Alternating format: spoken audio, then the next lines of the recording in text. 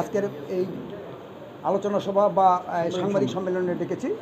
এখানে যারা এখানে যুব বিএনপি বাংলাদেশের পানি সম্পদ মন্ত্রণালয়ের মাননীয় প্রতিমন্ত্রী এখানে একটি নিউজের কালবেলার একটি নিউজের পরিপ্রেক্ষিতে আমরা ছোট্ট এগুলোর বিরুদ্ধে বিভিন্ন ব্যবস্থা নিয়েছে।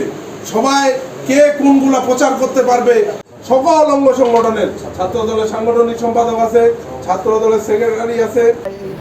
এর মধ্যে ওনার দৃষ্টান্তমূলক অনেক কাজ আমরা দেখেছি, যে কাজগুলো প্রশংসিত হয়েছে এবং অনেক প্রশংসিত হয়েছে এটা প্রধানমন্ত্রীর কাছে, আমাদের প্রধানমন্ত্রীর কাছে। এই ব্যক্তিটিকে কিভাবে নিঃশেষ করা যায় এবং কিভাবে তার জায়গা থেকে কিছুটা সরাই দেওয়া যায়, আজকে যে একটি নিউজ প্রচার হয়েছে, আমরা এটাকে প্রথমে চরমভাবে ধিক্কার জানাচ্ছি এবং এটার কোনো ভিত্তি নাই। এটা কোথা থেকে এসেছে, কিভাবে এসেছে, এটার আমরা কোনো ভিত্তি খুঁজে পাচ্ছি না। ওনার ছবির সাথে একটি ওনার মাথাটাকে সংযোগ করে দিয়ে কী সব উদ্ভট এআই দিয়ে এটা তৈরি করা হয়েছে, যেটা অত্যন্ত ন্যাক্কারজনক এবং ধিক্কারজনক। আমি বিশেষ করে বলতে চাই, এই ফরহাদ হোসেন আজাদ আজকের রাজনীতিবিদ নয়। এই ফরহাদ হোসেন আজাদ দীর্ঘদিন থেকে ছাত্রদল করেছেন, 19 বছর সম্ভবত, এবং যুবদল করেছেন এবং বিএনপির বিভিন্ন দায়িত্ব উনি পালন করেছেন, যেটা তার একটা পরিচ্ছন্নতার সহায়ক ভূমিকা। এবং বিগত সময়ে এই ধরনের কোনো কর্মকাণ্ড তার দ্বারা হয়নি এবং প্রকাশিত হয়নি।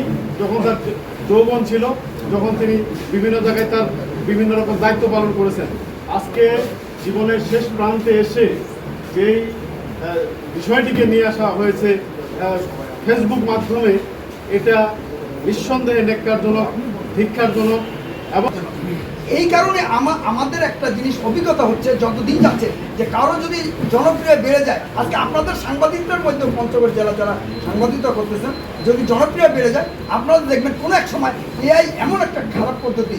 তাই এই জন্য সকলকে আমি অনুরোধ করব, সকলকে ঐক্যবদ্ধ থাকে এআই সম্বন্ধে, সকলকে যেন ধারণা থাকে যে আর এই মোবাইলের আমি একটা জিনিস খেয়াল করছি যে 60% আমার মনে হয় যে সব ফলস নিউজগুলি তাড়াতাড়ি চলে আসে সামনে। দেখবেন আপনি মোবাইলটা খুললে দেখবেন ফেসবুকে যে প্রথমে চলে আসছে যে ওই খারাপ সাইটটা। তা এই জন্য আজকে আমরা যার জন্য আমরা আজকে বিএনপি সদস্য সচিব উনি বিএনপি পঞ্চগড়ের আপনাদের খুব কাছের মানুষ, জেলা বিএনপির। শুধু উনি মন্ত্রী হওয়ার পর থেকে আপনারা ভাবেন না যে আপনারা দেখেছেন যে শুধু বিএনপির জন্য করে নাই, উনি কিন্তু যতটুকু পারছেন আপনাদের এই প্রেস ক্লাবেও আমরা কয়েকদিন আগে যারা মানবতার জীবনযাপন করছে তাদের জন্য যে সহযোগিতা অন্য জায়গায় হয়েছে কিনা আমি জানি না, কিন্তু পঞ্চগড়ে উনাকে আমরা বলাতে উনি যতটুকু পারতেছেন উনি চেষ্টা করতেছেন। এবং আমার সঙ্গে ঢাকায় কয়েকদিন আগেও আলাপ আলোচনা হয়েছে যে আরও কিছু উনি বিস্তৃতভাবে বিভিন্নভাবে কিন্তু চেষ্টা করবে, কিছু গরিব, কিছু অর্থনৈতিকভাবে যারা খারাপ আছে, চেষ্টা উনি করে যাচ্ছেন। তাই আজকে সকলে মিলে আমরা এই প্রতিবাদ জানাচ্ছি।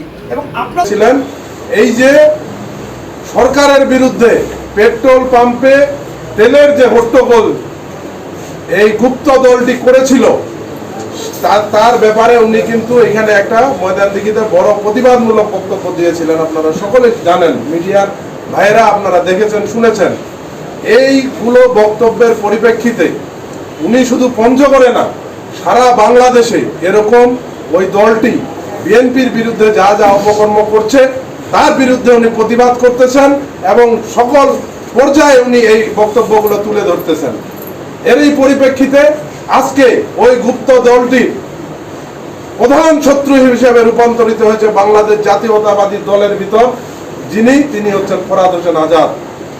এই আজাদকে তারা প্রধান শত্রু মনে করে তাকে কিভাবে হেয় প্রতিপন্ন করা যায়, এই জন্যই আজকে তাদেরই শিবিরের কিছু পেজ থেকে এই আর্টিফিশিয়াল যে এআই আমরা যেটাকে বলি, এই এআইয়ের মাধ্যমে একটা ভিডিও এবং কিছু ছবি তারা তৈরি করে আজকে তার মান ক্ষুণ্ণ করার জন্য, তাকে হেয় প্রতিপন্ন করার জন্য এই ভিডিওগুলো তারা প্রকাশ করেছে।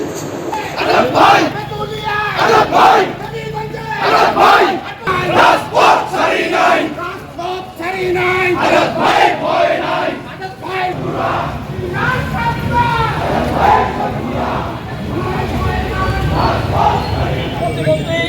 আমরা ফরাদ হোসেন আজাদ মহোদয়